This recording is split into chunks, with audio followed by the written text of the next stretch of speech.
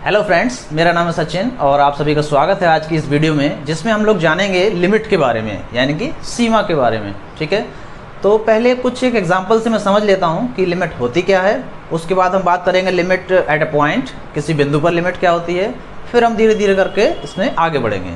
तो चलिए शुरू करते हैं और एग्जाम्पल से समझने की कोशिश करते हैं कि लिमिट होती क्या है। ठीक है, think about this geometrical series.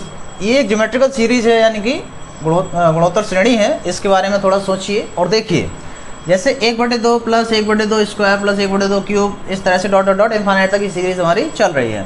तो सम ऑफ फर्स्ट टर्म, पहले टर्म का सम 0.5 रहेगा, डायरेक्टली यही रहेगा क्योंकि 1/2 है। तो 1/2 को जब हम डिवाइड करेंगे तो 2 5 से 10 0.5 आ जाएगा। सम ऑफ 2 टर्म्स, पहले 2 टर्म्स का सम, यानी कि यहाँ से देखेंगे 1/2 तो हमारा 0.5 हो गया, और अगला देखेंगे 1/2 स्क्वायर, तो 1/2 स्क्वायर कितना हो जाएगा, 2 दूनी 4 हो जाएगा। 4 से हम भाग करेंगे इससे तो कितना हो जाएगा, 4 दूनी 8, 2 बचेगा, 4 पंजे 20, 0.25 हो जाएगा।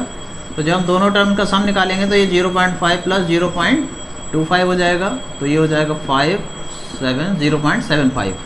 यानी कि जब दो का हम योग करेंगे तो 0.75 आएगा। इसका मतलब सम ऑफ 2 टर्म्स। ऐसे ही हम सम ऑफ 3 टर्म्स निकालेंगे तो 0.875 आएगा। सम ऑफ 4 टर्म्स निकालेंगे तो 0.9375 आएगा।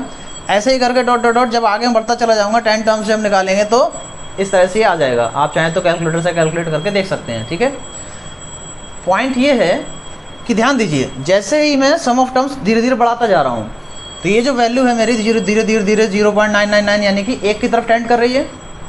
ठीक है, तो जब भी हम धीरे धीरे धीरे धीरे इसको इनफाइनाइट टर्म्स तक ऐड करेंगे तो हमारी जो वैल्यू है वो 0.999999 की तरफ टेंड करेगी। ठीक है, यानी कि हम धीरे धीरे 1 की तरफ बढ़ रहे हैं, बट कभी भी एग्जैक्टली 1 के इक्वल नहीं आएगी ये। इसका मतलब क्या है कि इसका जो सम है ज्योमेट्रिकल सीरीज का वो 1 की तरफ बढ़ रहा है, लेकिन कभी भी 1 के इक्वल नहीं आएगा। तो 0.99 जितना पास में जा सकते हैं हम 1 के, उतना पास तक हम जा रहे हैं, लेकिन 1 के इक्वल कभी भी नहीं है। ठीक है, ये बात समझ आ गई सभी को, यानी कि हम 1 की तरफ बढ़ रहे हैं, एग्जैक्टली इक्वल नहीं है।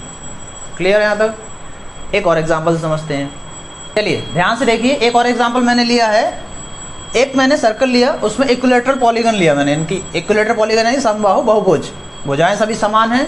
ठीक है, और इक्विलेटरल मैंने पॉलीगन ले लिया। यहाँ पे ये सर्किल है, तो यहाँ से मुझे क्लियरली दिख रहा है कि जो एरिया ऑफ सर्किल है वो एरिया ऑफ पॉलीगन से ज़्यादा है। क्लियर है ये? तो यहाँ से देखेंगे आप ध्यान से, एरिया ऑफ जो सर्किल है वो ज़्यादा है एरिया ऑफ पॉलीगन से। अब देखिए ध्यान से, जैसे ही मैं साइड्स को और इंक्रीज कर दूं, अगर मैं इसकी साइड्स को और बढ़ाता जाऊं, अगर मैं ये साइड इसकी साइड को और बढ़ा दिया मैंने यहाँ से, और ये 2 साइड मैंने डिवाइड कर दी, इसको भी 2 साइड में यहाँ से तोड़ दिया मैंने, इसको भी 2 साइड में यहाँ से तोड़ दिया, ये और बढ़ा दी मैंने साइड यहाँ से ये 2 साइड मैंने और बढ़ा दी, ये मैंने 2 साइड और बढ़ा दी, यहाँ पे 2 साइड और बढ़ा दी। इस तरह से मैं अगर साइड्स को बढ़ाता जाऊँगा, थोड़ी साइड बढ़ा दी मैंने, तो एरिया ऑफ सर्किल के और धीरे धीरे क्लोजर जा रहा है, और इन्फाइनेटली साइड बढ़ाते जाऊँगा तो धीरे धीरे इस एरिया ऑफ सर्किल के पास में और जाता रहेगा। क्लियर है यहाँ तक? जैसे जैसे मैं इसकी साइड्स बढ़ाता जाऊँगा, पॉलीगन की साइड्स को मैं जब इंक्रीज करता जाऊँगा तो धीरे धीरे ये एरिया ऑफ सर्किल के पास में पहुँचने लगेगा। इसका मतलब क्या है, अगर इनफाइनाइटली मैं साइड्स को बढ़ाता रहूँ तो ये क्या होगा, एरिया ऑफ सर्किल के जस्ट पास में हो जाएगा। और इसे ही हम कैलकुलस में कैसे लिखते हैं, कैलकुलस में हम लिखते हैं इसे limit n tends to infinity area of polygon. जब मैं limit n tend to infinity, यानी कि अगर मैं साइड्स मान लेता हूँ, इसकी साइड्स को मैंने अगर n टाइम्स तक बढ़ा दिया तो जो मेरा एरिया ऑफ पॉलीगन होगा वो किसके इक्वल हो जाएगा, एरिया ऑफ सर्किल के। ठीक है, कैलकुलस में हम इस तरह से लिखते हैं। अब ध्यान दीजिए, ये तो हो गई इन जनरल लिमिट। ठीक है, मान लो मुझे इस पॉइंट पे पहुंचना है, तो मैं उस पॉइंट पे एग्जैक्टली ना पहुंच के मैं थोड़ा सा उसके करीब तक पहुंच जाऊँगा, चाहे लेफ्ट से पहुंचूँ, चाहे राइट से पहुंचूँ, चाहे अप से पहुंचूँ या डाउन से पहुंचूँ। ठीक है, कैसे भी करके पहुंच जाऊँ, उस पॉइंट तक मुझे पहुंचना है, लेकिन एग्जैक्टली उस पॉइंट तक नहीं पहुंच पाऊंगा मैं। तो ये होती है लिमिट कि एग्जैक्टली उस पॉइंट तक ना पहुंच के उसके लेफ्ट से, राइट से, अप डाउन, कहीं से भी उस पॉइंट के नज़दीक तक पहुंच जाऊँ बस मैं। ठीक है, तो ये इन जनरल लिमिट हो गई। अब एक और एग्जांपल से देखते हैं लिमिट एट ए पॉइंट। किसी पॉइंट पे अगर लिमिट देखनी हो तो कैसे देखेंगे, एक और एग्जांपल से समझते हैं, उसके बाद फिर हम डेफिनेशंस के थ्रू देखेंगे कि क्या होती है लिमिट। अब देखिए ध्यान से, find the value of function at x is equal to 2। x is equal to 2 पर हमें वैल्यू फाइंड करनी है इस फंक्शन की, f(x) is equal to x square minus 4 upon x minus 2। लेकिन ध्यान देंगे बट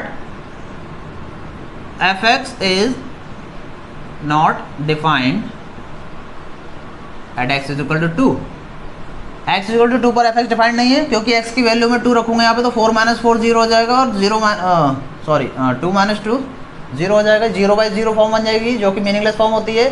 मैंने व्हाट इज इन्फिनिटी वाली वीडियो थी उसमें इंडिटरमिनेट फॉर्म को बताया था डिटेल में कि 7 तरह के इंडिटरमिनेट फॉर्म होती हैं, उसमें 0/0 भी इंडिटरमिनेट फॉर्म थी।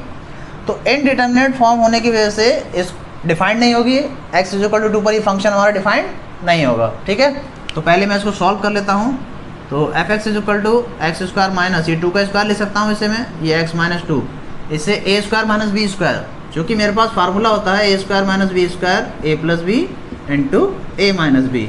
तो मैं इसे सॉल्व कर लेता हूँ, ये हो जाएगा x plus 2 into x minus 2 upon में हो जाएगा मेरे पास x माइनस 2, ये कैंसिल आउट हो जाएगा x माइनस 2 से x माइनस 2। तो मुझे जो फंक्शन मिलेगा वो मिलेगा f(x) is equal to x plus 2। ये मेरे पास फंक्शन आ गया। यहाँ पे हमें पता है कि x is not equal to 2।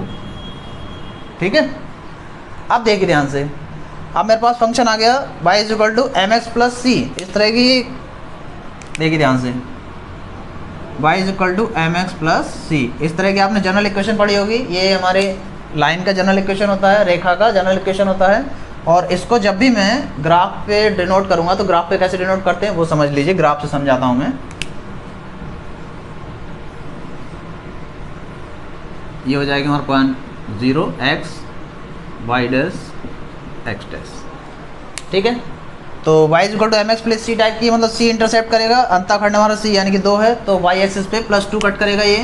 तो हमारी जो लाइन है वो कुछ इस तरह से जाएगी और ये हमारा जो होगा 2 होगा c। ठीक है, कोई दिक्कत इसमें? तो ये जो हमारी लाइन है इस तरह से चलती चली जाएगी और ये यहाँ पे चली जाएगी। ठीक है, अब देखिए ध्यान से, इस लाइन के थ्रू हम लोग समझने की कोशिश करेंगे कि लिमिट कैसे निकालेंगे इसमें। ठीक है, तो ध्यान दीजिए, मैं मान लेता हूँ कि ये यहाँ पे पॉइंट है मेरा 2 जिस पे मुझे फाइंड करना है, और इस 2 पे मैं देखता हूँ ये वैल्यू होगी यहाँ पे अनडिफाइंड। अनडिफाइंड होगी, 2 पे वैल्यू डिफाइंड नहीं है क्योंकि फंक्शन ही डिफाइंड नहीं है, तो मैं इसे मैं सर्कल से कर लेता हूँ इस तरह से। ठीक है, यानी कि जो पॉइंट है वो इसमें फंक्शन में नहीं है। ठीक है, अब देखिए ध्यान से, अब ये 2 पर फंक्शन डिफाइंड नहीं है तो 2 पर हम वैल्यू फाइंड नहीं कर पाएंगे क्योंकि 0/0 फॉर्म बन जाएगी। तो क्या करेंगे, हम लेफ्ट से कोशिश करेंगे निकालने की और राइट से कोशिश करेंगे निकालने की। देखिए ध्यान से, इसको चलिए, ये वैल्यू यहाँ पे है मेरे पास 4, क्योंकि ये यहाँ पे 2 हो गई तो ये हो गई हमारे पास 4। ठीक है, अब देखिए ध्यान से, इसके थोड़ा सा लेफ्ट में थोड़ा सा राइट में जब हम जाएंगे तो बहुत ही मिनिमम डिस्टेंस होती है, उसको मैं ग्राफ में शो नहीं कर पाऊँ तो ग्राफ में थोड़ा सा मैं डिस्टेंस वाइज ले लेता हूँ। ठीक है, देखिए कैसे, जैसे मैंने थोड़ा सा, चलिए आप समझते हैं इसे, हम जा रहे हैं इधर, लेफ्ट से चलते जा रहे हैं इधर, और इधर हम राइट से चलते जा रहे हैं। ठीक है, अब ध्यान दीजिए कि पॉइंट हमें कैसे देख रहा है, कैसे मिल रहा है, ये देखेंगे ध्यान से। ठीक है, तो समझ लेते हैं। से यहाँ पे मैं 2 बॉक्सेस बना लिए हैं मैंने, इसमें मैं ध्यान से देखिए, ध्यान से कैसे हम इसमें फाइंड करेंगे। मान लीजिए x की वैल्यू मैं इधर लेफ्ट से चल रहा हूँ। ठीक है, अगर मैं लेफ्ट से चल रहा हूँ, x की वैल्यू मैंने सबसे पहले क्या ली, 1.9 ले ली। अगर मैंने x की वैल्यू 1.9 यहाँ पे ली है तो ध्यान दीजिए, 1.9 मैंने x की वैल्यू ली है तो 1.9 इसमें रखूँगा मैं, तो ये 2.9 हो जाएगी वैल्यू। ठीक है, सॉरी ये 3.9 हो जाएगी, 2 प्लस 1.9 3.9 हो जाएगी। मैं और आगे बढ़ूँगा यहाँ से, x की वैल्यू और आगे तक लूँगा मैं, तो ये 1.999 इस तरह से ले लूँगा मैं कोई भी वैल्यू, तो यहाँ पे हो जाएगी मेरे पास 3.999। और आगे बढ़ूँगा मैं, और मैं जब करीब जाऊँगा बिल्कुल 99999, ठीक है, तो यहाँ मेरे पास वैल्यू आ जाएगी 3.9999। क्लियर है यहाँ तक? x प्लस 2 फंक्शन है हमारे पास f(x) का, तो x की वैल्यू जितनी भी रखता जाऊँगा मैं तो f(x) की वैल्यू मुझे मिलती चली जाएगी। क्लियर है ये बात यहाँ तक? और x की वैल्यू हम धीरे धीरे यहाँ पे जा रहे हैं, बढ़ते हुए 1.99 की तरफ जा रहे हैं। ठीक है, अब मैं राइट साइड से आता हूँ, राइट साइड से देखता हूँ, ये तो मैं लेफ़्ट से चला, अभी मैं देखता हूँ राइट से। राइट साइड से हम उधर से आएंगे, तो राइट साइड से आएंगे तो देखिए x की वैल्यू मान लेता हूँ मैं 2.1 है। अगर 2.1 x की वैल्यू रखूँगा तो यहाँ पे कितना हो जाएगा, ये 4.1 हो जाएगा, 2 + 2 ऐड करेंगे तो आगे बढ़ते हैं। मान लीजिए और इधर पास में आता हूँ तो 2.001 पे आता हूँ, क्योंकि और डिफरेंस कम करता जाऊँगा मैं, तो डिफरेंस कम करता जाऊँगा तो ये 4.001 हो जाएगा। ठीक है, और डिफरेंस कम करता हूँ मैं तो 2.00001 अगर मैंने लिया तो ये हो जाएगा हमारे पास 4.00001 हो जाएगा ये। तो इसका मतलब क्या हुआ, जैसे जैसे मैं 2 की तरफ राइट से आता चला जाऊँगा वैसे ही वैसे मैं 4 की तरफ धीरे धीरे करके टेंड कर रहा हूँ मैं। देखिए ये पहले 4.1 था, 4.001, 4.001 और 4 की तरफ आ रहे हैं हम लोग। और यहाँ पे देखिए जब 1.9 1.9 जैसे जैसे 2 की तरफ जा रहे थे एक्स्ट्रा, ऐसे ही हम 4 की तरफ वापस आ रहे हैं। 3.9 3.999 3.999 तो वैल्यू में 4 की तरफ जाती मिल रही है। बट एग्जैक्टली कभी भी 4 वैल्यू नहीं मिलेगी, क्योंकि 2 पर हमारा जो फंक्शन था वो डिफाइंड नहीं है, तो 4 वैल्यू कभी हमें नहीं मिलेगी। लेकिन 4 की तरफ जा रहे हैं धीरे धीरे, और इधर 4 की तरफ धीरे धीरे आ रहे हैं, तो लेफ्ट से भी और राइट से भी दोनों तरफ आ रहे हैं। तो यही जो हमारी वैल्यू होती है यही होती है लिमिट। अगर किसी पॉइंट पर फंक्शन डिफाइंड नहीं है तो भी उस पॉइंट पे लिमिट हमें मिल जाएगी। क्यों, लेफ्ट से वैल्यू मिल जाएगी और राइट से वैल्यू मिल जाएगी। क्लियर है यहाँ तक? इसे कैसे लिखते हैं ये देख लो। तो लेफ्ट से जब हम जाएंगे तो लेफ्ट हैंड लिमिट की बात करेंगे। देखिए ध्यान से कैसे लिखते हैं इसे, लेफ्ट हैंड लिमिट शॉर्ट में इस तरह से लिखते हैं। तो लेफ्ट हैंड लिमिट को हम लिखते हैं f 2 पर हम देख रहे हैं तो 2 - 0 इस तरह से भी लिखते हैं, या फिर f 2 - इस तरह से भी लिखते हैं। ध्यान दीजिए, जब डेफिनेशन अभी बताएंगे तब उसमें डिटेल बताऊंगा मैं, ठीक है। या इसे हम ऐसे भी लिखते हैं limit h tend to 0 2 - h, क्योंकि यहाँ 0 की जगह h कर देंगे हम, क्योंकि लिमिट लगा दी हमने h टेंड टू 0। तो जो इसकी जो वैल्यू आएगी हमारे पास, वैल्यू क्या आ रही है 4, जो कि फाइनाइट नंबर है हमारे पास। ऐसे ही मैं बात करूंगा राइट हैंड लिमिट की। तो राइट हैंड लिमिट में f2 + 0 हो जाएगा, माइनस की जगह प्लस हो जाएगा, f2 - की जगह f2 प्लस हो जाएगा। और यहाँ पे हम जब लिखेंगे limit h tend to 0 f, ये 2 + h हो जाएगा, और 2 + h में अगेन हमारे पास वैल्यू क्या आ जाएगी 4। ये भी हमारा फाइनाइट नंबर है, फाइनाइट नंबर है। क्लियर है यहाँ तक? तो हम यहाँ से क्या देखते हैं कि एट x = 2 जो 2 पे निकाल रहे हैं, तो लेफ्ट हैंड लिमिट हमारी और जो राइट हैंड लिमिट है वो दोनों बराबर आ रही हैं, जो कि 4 के इक्वल आई हैं। क्लियर है यहाँ तक? ठीक है, तो यहाँ से हम लिख सकते हैं so limit of function f(x) exist करती है, और कहाँ पे एट x = 2, x = 2 पर लिमिट एग्जिस्ट करती है। और ये किसके बराबर है, डायरेक्ट लिख सकता हूँ मैं, तो limit x tend to 2 f(x), या f(x) को हम डायरेक्ट लिख देते हैं। इसको क्या था हमारा f(x) x² - 4 अपॉन x - 2 = 4। ये हमारी लिमिट आ जाएगी एट x टेंड टू 2 पर। क्लियर है यहाँ तक? समझ आ गया सभी को? अब देखिए ध्यान से, चीज़ें जो आपको पता होना चाहिए, जैसे अगर मैं लिख रहा हूँ कि x टेंड टू 2, अगर मैं x टेंड्स टू 2 लिख रहा हूँ तो लिमिट में इसका मतलब ये नहीं है कि ये x = 2 हो गया, ठीक है। x = 2 नहीं होता है, ठीक है, ध्यान रखेंगे इस बात का।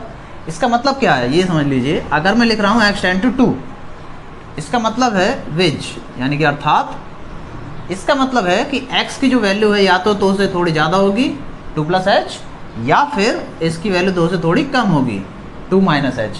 प्लस h भी हो सकती है और माइनस h भी हो सकती है, जहाँ पे h इज़ वेरी स्मॉल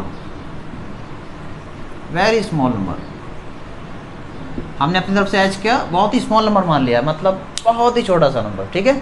तो यहाँ पे जो x टेंड्स टू 2 लिखते हैं हम, तो इसका मतलब ये नहीं होता है कि x = 2 है। इसका मतलब है कि या तो 2 से थोड़ा सा ज़्यादा या थोड़ा सा कम, ये इसका मतलब लिमिट में होगा, ठीक है। तो उम्मीद करता हूँ लिमिट के बारे में थोड़ा सा कॉन्सेप्ट क्लियर हुआ होगा। तो आज की वीडियो के लिए इतना ही रखते हैं, और नेक्स्ट वीडियो में मैं डेफिनेशंस के थ्रू लिमिट्स को बताऊंगा कि डेफिनेशंस क्या होती हैं, और आगे एग्जिस्टेंस ऑफ लिमिट, और आगे कंटिन्यू करेंगे, ठीक है। तो उम्मीद करता हूँ समझ आ गया होगा लिमिट क्या